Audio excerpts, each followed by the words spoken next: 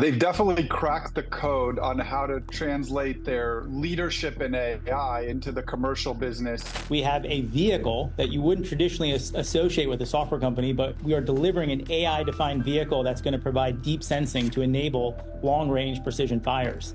Palantir has just unveiled a game-changing innovation poised to challenge Nvidia's stronghold on the AI market. As this unexpected rivalry intensifies, it's evident that Palantir's relentless pursuit of AI excellence could significantly destabilize Nvidia's market position. How much recognition has Palantir garnered in recent months, and what impact are they having on the global market? Join us as we explore how Palantir is shaking up the industry and potentially dethroning Nvidia. Palantir's shocking first quarter earnings. Palantir is an American company that specializes in software platforms for big data analytics. Headquartered in Denver, Colorado, it was founded by Peter Thiel, Nathan Gettings, Joe Lonsdale, Stephen Cohen, and Alex Karp in 2003.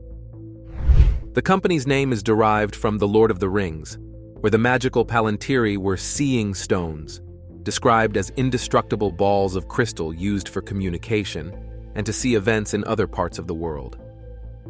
The company recently released its earnings for the first quarter of 2024, and it goes without saying that the public was simply dazed at the high returns. Dave Glazer, the chief financial officer of the company, gave a detailed breakdown of the firm's earnings in the first quarter of 2024. The first quarter was a strong start for the firm, as revenue growth accelerated to 21% year-over-year in the first quarter, driven by momentum in the artificial intelligence platform and its U.S. commercial business. The released results also highlight the continuous growth and strength of its U.S. government business. The company's profitability delivered its sixth consecutive quarter of GAAP, generating a record $106 million in GAAP net income in the first quarter.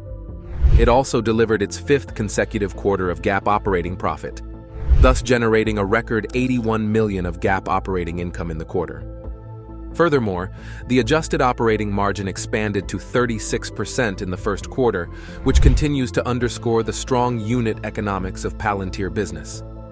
With regard to the commercial segment, first quarter commercial revenue grew 27% year-over-year and 5% sequentially to $299 million. Commercial revenue for the first quarter grew 36% year-over-year and 4% sequentially, excluding the impact of strategic commercial contracts.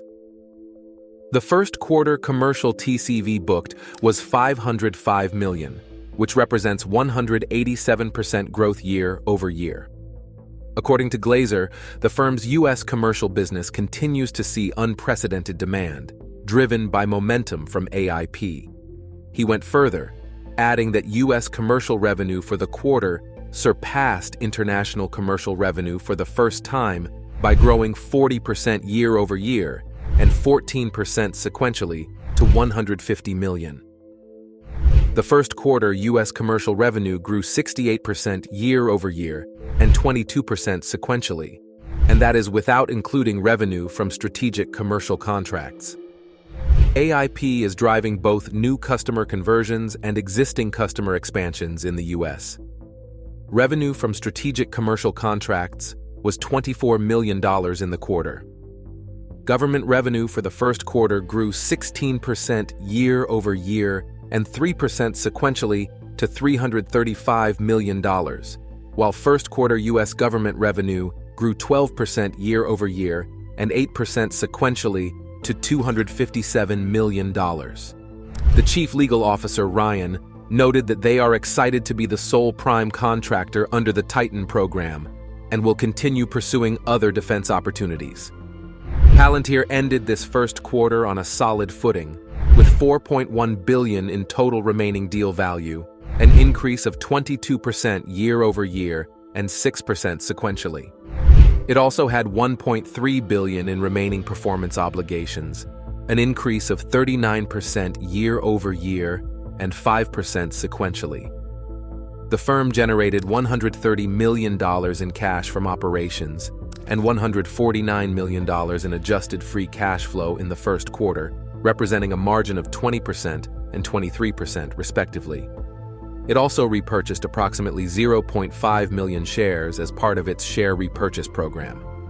As of the end of the quarter, the company had approximately 990 million remaining of the original authorization.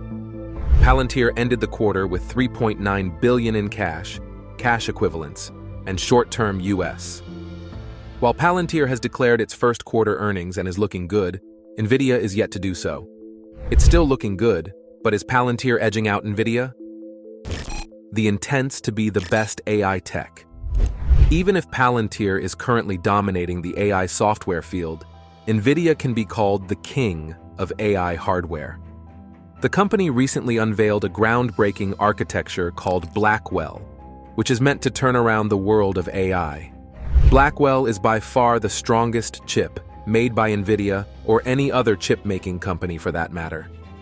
With the Blackwell hip making waves in the global AI market, Nvidia is set to have a splendid first quarter, but the company is yet to declare its earnings for the first quarter of 2024. However, the acceptance of the Blackwell chip by several companies is a positive sign. The company has, both directly and indirectly, received numerous approvals from mega-cap tech companies that it already counts as some of its biggest customers. Since the Blackwell chip was unveiled, words like AI infrastructure and generative AI and infrastructure capex are consistently seen on the earnings calls of giant companies like Microsoft, Alphabet, Amazon, and Meta platforms, and it all points to one thing: more money being directed to Nvidia for its incredibly popular H100 GPU chip. Needless to say, Nvidia's H100 GPU is overly expensive, almost ridiculous. It costs anything from $40,000 and above. The transformative GPU enables the AI technologies that make ChatGPT, Anthropic, and other generative AI platforms possible. Nvidia is more than confident that it will massively sell its new chip, and perhaps during this earnings season, the biggest vote of confidence for Nvidia came from Elon Musk, CEO of Tesla. He said on his company's earnings call that by the end of the year, the electric vehicle manufacturer will more than double its H100 GPU chips. Musk said last month that they have installed and commissioned 35,000 H100 computers, or GPUs, and all of them are working. Roughly 35,000 H100s are active, and they expect that to increase to probably 85,000 or thereabouts by the end of this year. According to Musk, the H100s are helping Tesla further improve its full self-driving software.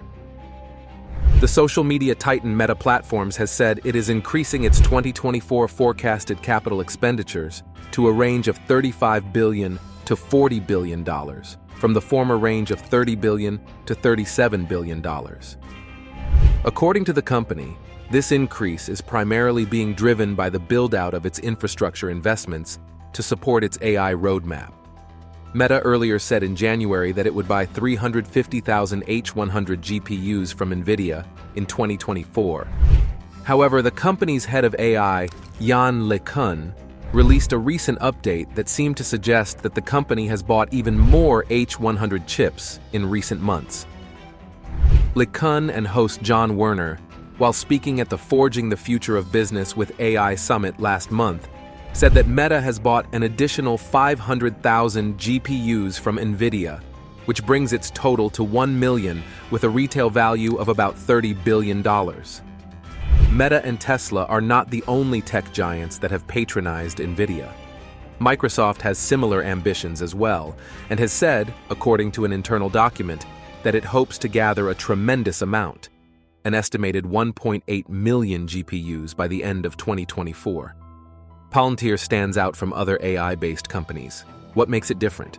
And how has it been able to impact the AI industry? Deviating from the norms. The company has three main projects: Palantir Gotham, Palantir Apollo, and Palantir Foundry. Palantir Gotham is an intelligence and defense tool used by militaries and counterterrorism analysts. The users of this high-definition software include the United States Intelligence Community, USIC, and the United States Department of Defense. Their software as a service is one of 5 offerings authorized for mission-critical national security systems, IL-5, by the U.S. Department of Defense.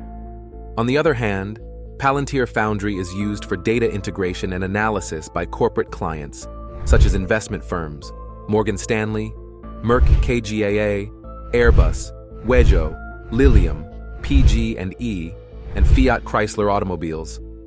Palantir Apollo is a platform to facilitate continuous integration and continuous delivery, CI/CD, across all environments.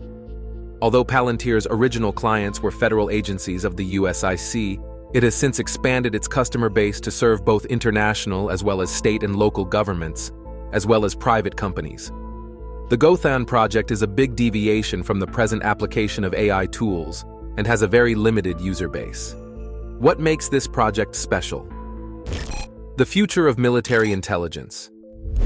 This software platform is an AI-enabled data solution designed for global defense, international intelligence, and law enforcement organizations. Gotham is basically war software. It integrates, manages, secures, and analyzes near real-time data to improve situational awareness, anticipate possible outcomes, and suggest courses of action to outmatch the adversary during the course of war. Through Gotham, analysts and operators are empowered to exploit live operating pictures that integrate all domain historical data, as well as streaming data from sensors.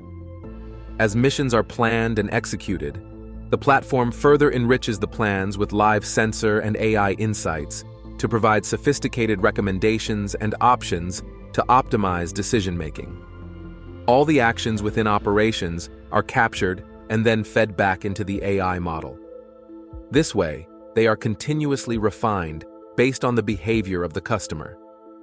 Commanders are put on their ties because, as new field information enters control centers, they quickly need scenario plans in order to ideally respond. AI-enabled decision modeling in Gotham generates scenarios and helps users evaluate which course of action is most effective based on live, all-domain data. For instance, if there is a detection of enemy forces, Gotham simulates how long it would take to remove Allied troops out of the danger zone and what the best extraction route is, given terrain specifics, refueling options, or air coverage. Artificial intelligence and machine learning are made operational by Gotham through deploying its software on top of a trustworthy data foundation of its customers.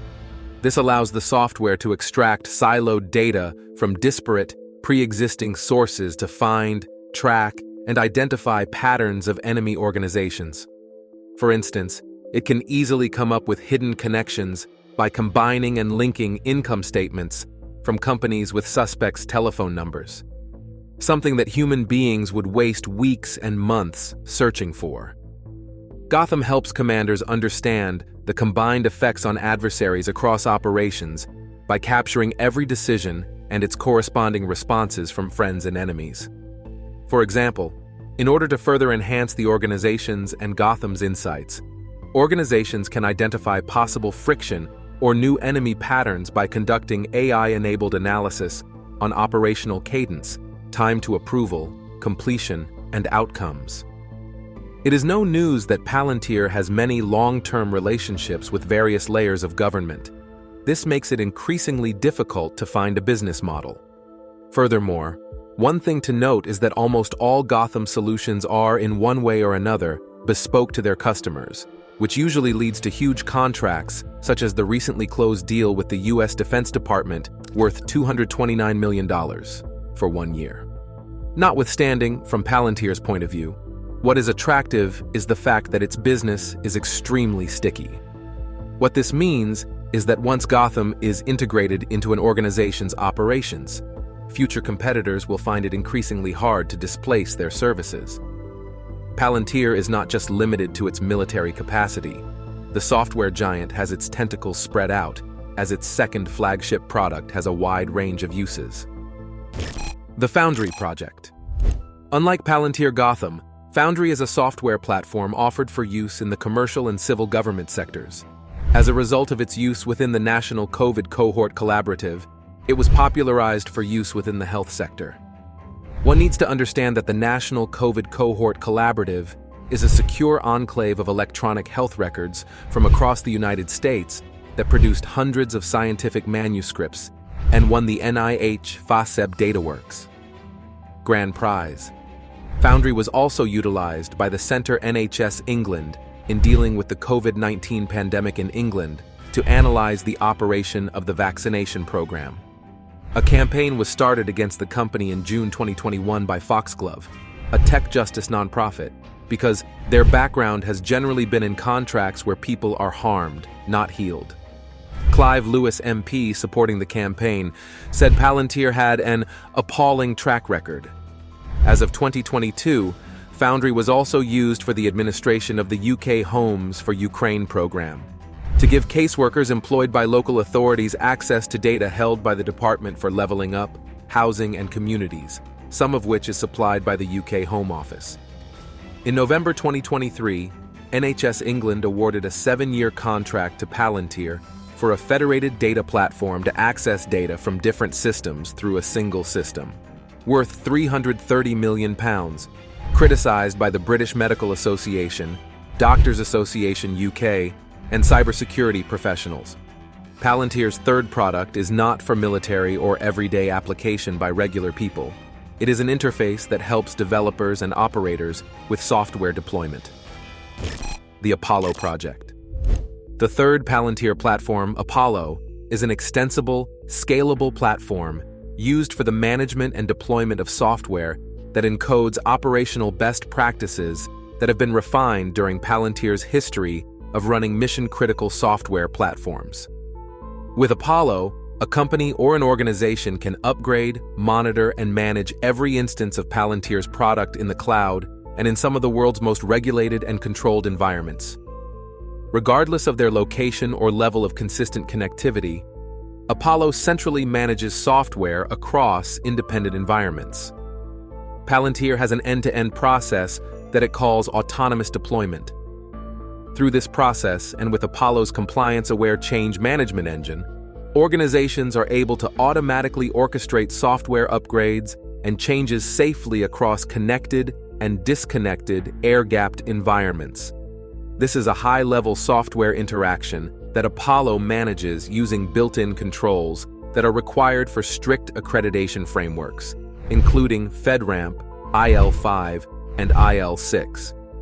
According to the company, the goal of the Apollo platform is to simplify the method of deploying software across many environments of different types. This allows developers and operators to focus strictly on innovation and value creation rather than having to divide their attention. Developers and operators do not need to spend precious time on building automation or becoming experts on the intricacies of different kinds of infrastructure. Apollo has made that easier. The company has been involved in a number of business and consumer products, designing in part or in whole. For example, in 2014, they premiered Insightix, which, according to the Wall Street Journal, extracts customer spending and demographic information from merchants' credit card records. It was created in tandem with credit processing company First Data. In April 2023, the firm launched the Artificial Intelligence Platform, which integrates large language models into privately operated networks. The company demonstrated its use in war, where a military operator was able to deploy operations and receive responses via an AI chatbot. Citing the potential risks of generative artificial intelligence, CEO Alex Karp said that the product would not let the AI independently carry out targeting operations, requiring human oversight. The AI stock market seems to be divided between two of the biggest players in the industry. Therefore, analysts have expressed their views on the stock valuation of both companies. The intense war between Nvidia and Palantir. In recent times, artificial intelligence has become a massive fish in the global market, and investors are looking at ways to cash in on this trend. It should be noted that it is difficult for investors to narrow down how they want to tackle this investment, because application, hardware, and data are only some ways to invest in AI. In short, there are too many ways to invest in AI. As of now, two different ways to invest in AI are through Palantir Technologies, an application play, and Nvidia, a hardware company. Both are popular picks in this space, but one still has to choose which one to settle for. Though both companies are working on AI, they do so in fundamentally different ways. Palantir is focused on applying AI through its data analytics software. The software platform takes in multiple data streams, runs them through its proprietary AI platform, and spits out actionable insights in an easy-to-read dashboard. This platform has applications in multiple fields, including energy efficiency, hospital operations, and stopping money laundering. Nvidia, on the other hand, is a hardware player because training these AI models takes vast computational resources. Graphics processing units, or GPUs, are the company's primary products and can be used for practically anything computationally intensive, including gaming graphics, training AI models, mining cryptocurrencies, or engineering simulations. Nvidia is a top choice for companies outfitting their data centers to train because it makes the world's most powerful GPUs. According to some sources, as a testament to its dominance in the field, 361 of the 500 most powerful computers on Earth use Nvidia components. Even though Nvidia is a force to reckon with in the world of AI, it is not an AI pure play because the company is exposed to other fields. And depending on how one views it, this can be both a benefit and a drawback. Right now, though, it's looking more like a drawback than a benefit. Analysts have given their opinions and projections for the Nvidia and Palantir stocks. The PC industry crumbled in the past year, and this is an industry to which Nvidia is highly exposed. In addition to that, the cryptocurrency industry is not a particularly advisable field to sell components to currently, but the same GPUs used for gaming are also used to mine cryptocurrencies. This alone has wreaked havoc on Nvidia's results, as its gaming segment revenue fell 46% to about $1.8 billion in its 2023 fiscal fourth quarter, which ended on January 29th. On the other hand, even though enterprise customers haven't been as willing to sign up for expensive software programs due to economic uncertainty, Palantir doesn't experience the same weakness as the demand for its platform has stayed strong. In the fourth quarter, while Nvidia fell, its own revenue grew 18% to $509 million, and management gave solid 2023 growth guidance of 16%. However, even though Palantir seems to have the upper hand in its execution when it comes to stocks, it's a completely different matter altogether.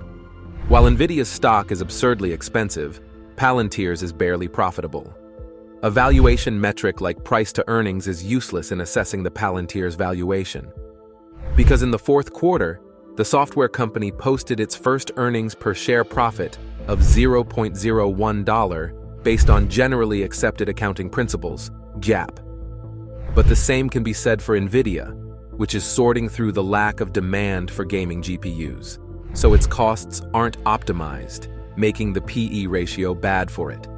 However, it becomes easier to understand Nvidia's historical valuation through a price-to-sales ratio.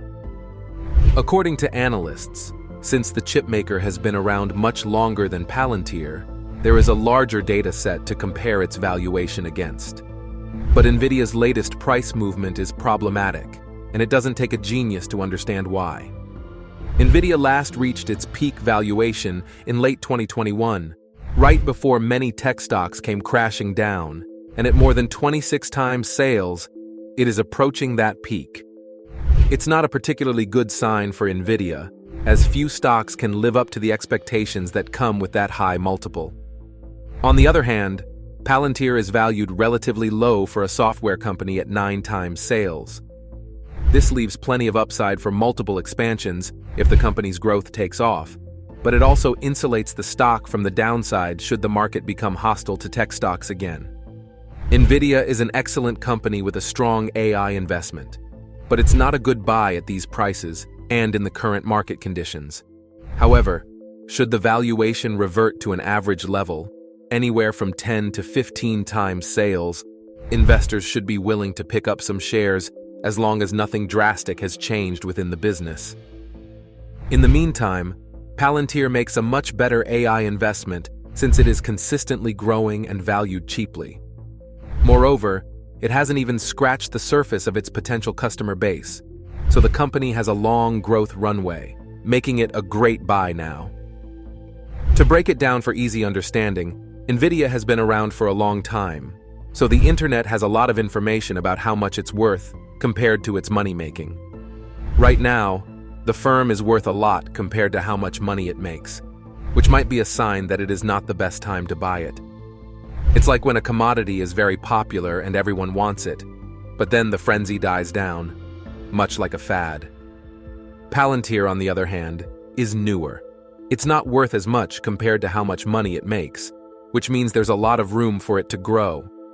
So even though it's not as popular right now, there is a big possibility that it could become really popular in the future.